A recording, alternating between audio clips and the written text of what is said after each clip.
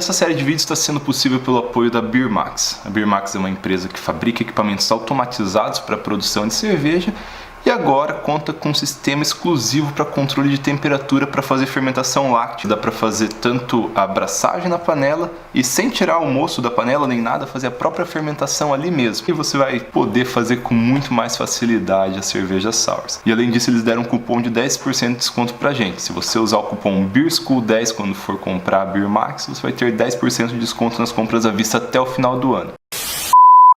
Olá, cervejeiros, sommeliers e entusiastas de cerveja, bem-vindos ao terceiro vídeo da série sobre produção de cervejas ácidas do Beer School. No vídeo passado a gente falou sobre um resumo aí de todos os processos de acidificação.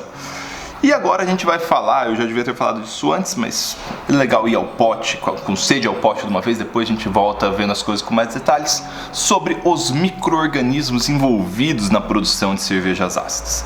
Então, hoje a gente vai falar basicamente sobre 4 tipos de micro-organismos. Como vocês devem se lembrar, todo o processo que foi citado no vídeo passado eventualmente passou por um processo de fermentação alcoólica. Faz parte do que a gente considera como cerveja e necessariamente a gente vai ter essa etapa em alguma hora no processo de produção de uma cerveja ácida. Senão não vai virar cerveja, por exemplo, vai virar kefir. Já viram kefir de água? Kefir é basicamente um processo de acidificação feito num moço de açúcar. Como vai ter fermentação alcoólica, então necessariamente a nossa amiga conhecida que já nos deu tanta alegria, Saccharomyces cerevisiae, vai estar no meio. Saccharomyces cerevisiae é fundamental na produção de uma cerveja ácida. Não vou me enrolar na Saccharomyces cerevisiae, vocês conhecem ela. É um micro-organismo pertencente ao reino Fungi e está presente em basicamente, só não vou dizer em 100% de todas as cervejas normais e sours, porque tem uma segunda classe de leveduras que vem a seguir que pode estar presente eliminando a Saccharomyces cerevisiae, que são as Brettanomyces. As Brettanomyces também são micro-organismos pertencentes ao reino Fungi, então a Brettanomyces ela é uma levedura e ela está muito associada aí à produção de cervejas sours, mas talvez de forma meio errônea, porque as Brettanomyces elas fazem a fermentação alcoólica, igual a Saccharomyces, mas além disso elas fazem a fermentação acética também, elas convertem o álcool em ácido acético. Se você lembrar, um ácido acético lá do primeiro vídeo é um ácido que geralmente não é muito bom, salvo alguns estilos, e os estilos que ele é bom são estilos muito gostosos, mas eles têm que ser muito bem aplicados para ser bom. Esses são estilos extremamente caros também. O fato é que ela só produz ácido acético se ela tiver presença de CO2, que acontece, por exemplo, quando você envelhece uma cerveja em barril. O barril ele tem microoxigenação, porque a madeira ela é porosa ao oxigênio. Então aí acontece a microoxigenação, pode acontecer a presença de ácido acético, é extremamente comum. Mas fora isso, esse pouquinho normalmente de ácido acético que a Brettanomyces faz, a Brettanomyces ela não faz muito ácido, ela não tem impacto tão relevante assim na acidez da cerveja. Então ela está talvez erroneamente aí associada às cervejas ácidas, mas ela é usada muito em parceria com outros tipos de bactéria que elas sim acidificam, só que elas acidificam fazendo compostos ruins no meio. Talvez por isso sempre esteja associado muita acidez à Brettanomyces. O próximo micro-organismo muito associado à acidez, e talvez o micro-organismo mais associado hoje em dia, são os nossos amigos lactobacilos. Os lactobacilos são bactérias agora, não são mais leveduras.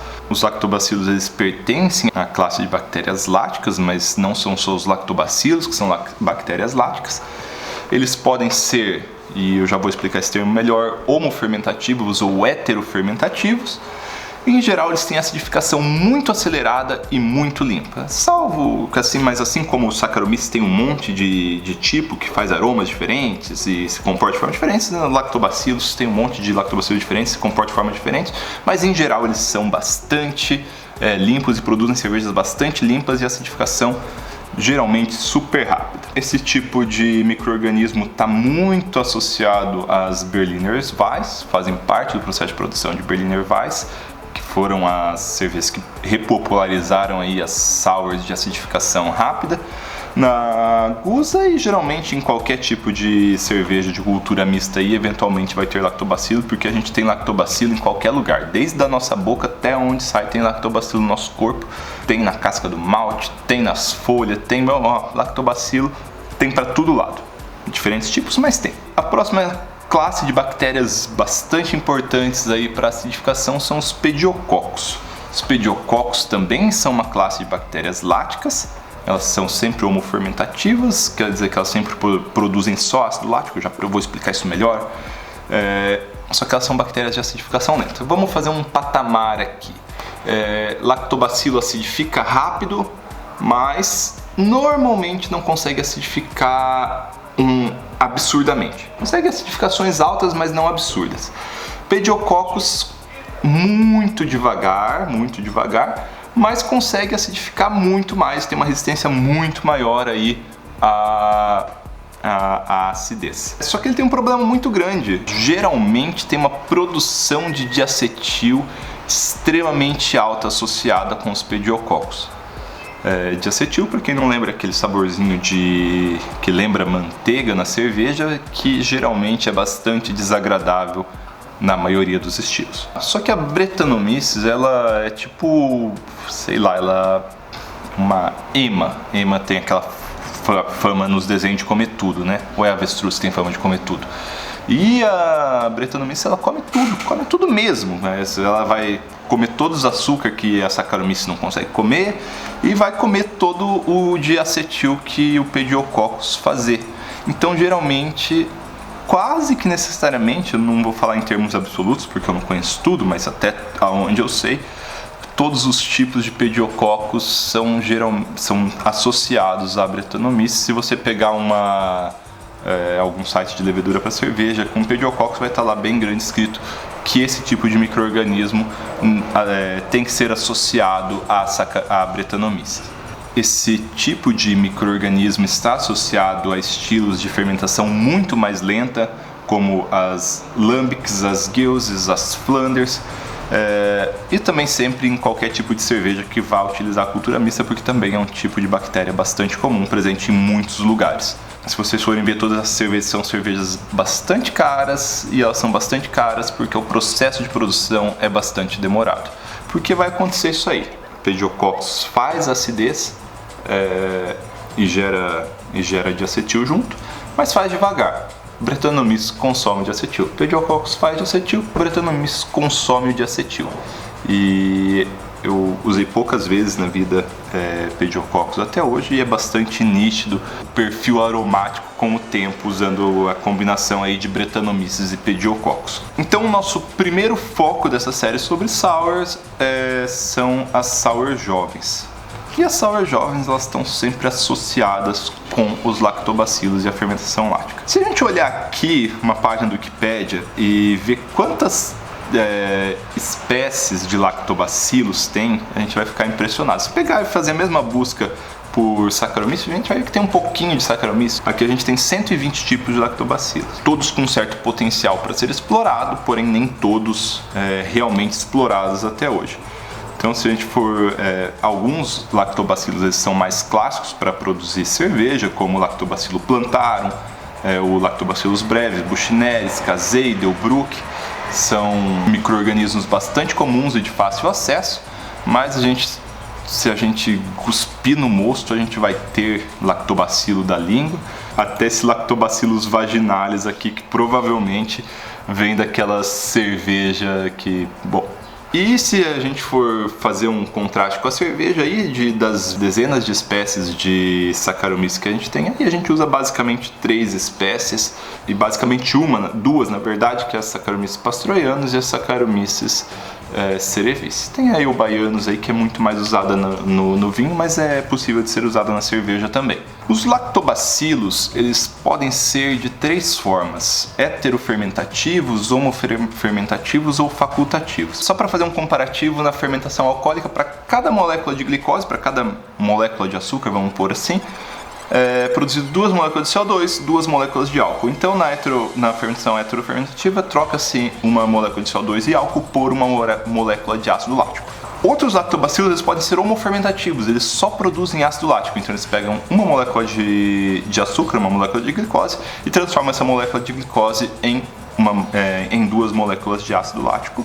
E existem os lactobacilos facultativos também. Os lactobacilos facultativos são aqueles que, em determinadas condições, que pode ser de temperatura, pode ser de disponibilidade de nutriente, eles são heterofermentativos ou homofermentativos. Um lactobacilo muito comum que é heterofermentativo é o lactobacilo casei, que é o lactobacilo do Yakult. Ele, sob condições de abundância de alimento, ele é homofermentativo, só produz ácido lático. Sobre condições de carência de alimento, ele é heterofermentativo e ele produz CO2 e álcool junto. Não que um dia você vai se embebedar bebendo Yakult. Mas extremamente simples experimento que você pode fazer é pegar um Yakult e deixar ele fora da geladeira, onde ele vai começar a fermentar de novo. Você vai ver que um dia vai estufar. Por que vai estufar? Porque começou a fazer CO2, ele consumiu um pouco de açúcar, diminuiu o nutriente e ele acabou fazendo a fermentação heterolática, também é chamada que assim também é chamado de heterolático. Às vezes, erroneamente, a gente pode pensar que lactobacilos homofermentativos vão gerar mais acidez, mas não necessariamente é verdade. Tem pouca correlação isso, porque a acidez ela vai estar mais associada à resistência do lactobacilo à acidez. Tem lactobacilo, por exemplo, que não consegue abaixar de pH 3.4. Tem lactobacilo que não consegue abaixar de pH 3.6. Então, está muito mais associado a isso do que ele ser exatamente homolático ou heterolático. Alguns cuidados especiais que a gente tem que ter com os lactobacilos é que existem processos biológicos acontecendo e esses processos biológicos eles podem ser um pouco diferentes do que a gente está acostumado. Primeira coisa é que não são todos os lactobacilos que conseguem ser autossuficientes em geração de proteína. E se você pegar um lactobacilo que não é autossuficiente na produção de proteína, para ele sobreviver, ele tem que pegar a proteína do meio. E para pegar a proteína do meio, na verdade ele não pega como proteína, ele pega como aminoácido, que são partes de proteína.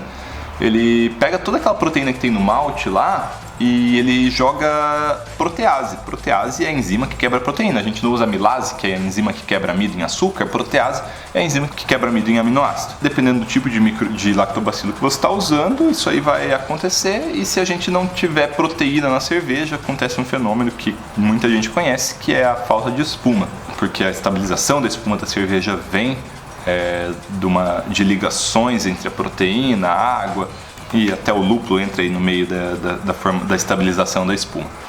Micro-organismos auxotróficos, eu vou fazer a analogia assim, os que precisam de auxílio para ter todas as proteínas que precisam, eles quebram a proteína do meio e acabam ferrando com a nossa espuma.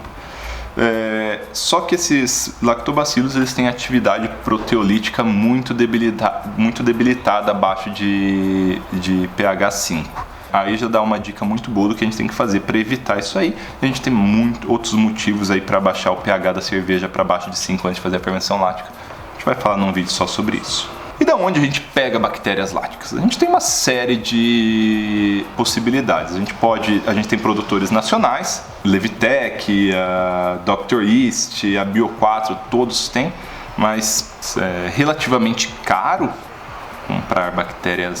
comprar lactobacilos, porque não tem tanta demanda assim. Se não tem tanta demanda, eles têm que rodar uma produção só para isso, acaba ficando caro.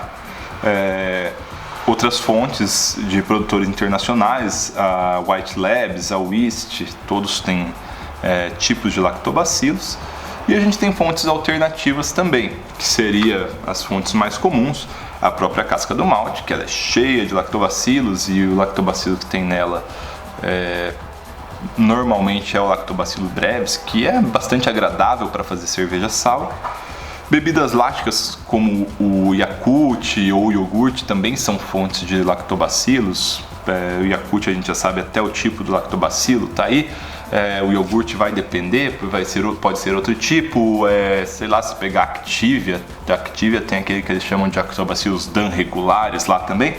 É uma forma de lactobacilo também. E vai acidificar, vale a pena testar. E outra forma super comum de lactobacilos seriam os alimentos funcionais, porque lactobacilos fazem parte dos nossos processos intestinais e em farmácia de manipulação é vendido lactobacilo por um preço às vezes muito mais acessível, porém em quantidades maiores do que a gente precisa. Então, muitas cervejarias usam isso e é uma saída bastante viável aí para comprar lactobacilos. Você pode ir lá numa farmácia de manipulação, numa farmácia normal, essas que vendem produtos para saúde, e ver se eles têm lactobacilos para vender. Às vezes eles têm culturas misturadas de lactobacilos com 7 tipos de lactobacilos, às vezes eles têm puro. Então, fontes de lactobacilos tem muitas aí. Eu quase sempre uso lactobacilo da casca do malte, eu gosto do resultado. E sei de muitas cervejas boas aí, muito boas, vendidas pelo Brasil, que são feitas com lactobacilos da casca do malte. A própria Pink Lemonade, por exemplo, não que eles coloquem a casca do malte toda vez que eles fazem a cerveja, mas eles pegaram a cultura de micro-organismo da casca do malte, não é isolado, porque tem mais tipos de micro-organismo. Não usaram não usaram um processo de purificação. E a Pink Lemonade é uma sour extremamente gostosa, bastante ácida, e veio da casca do malte. Olha, muito possível usar micro-organismos da casca do malte. O que a gente pode fazer primeiro é propagar esse lactobacilo aí, se não quiser fazer do jeito mais de jogar a casca do malte, o malte lá dentro, que pode ser a tanina, você não pode fazer uma propagação antes. Mas isso é tema para outro vídeo.